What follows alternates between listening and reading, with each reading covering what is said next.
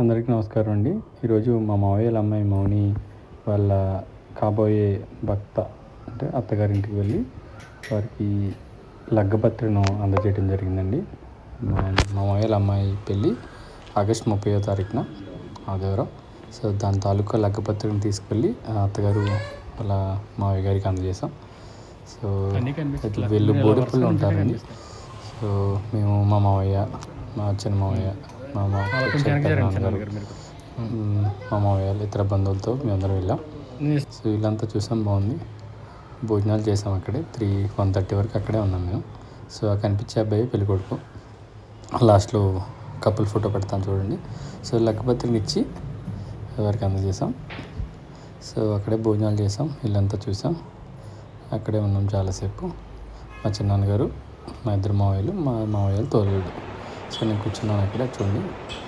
So ఇది సంగతి, ఇది కపుల్ ఫొటోస్.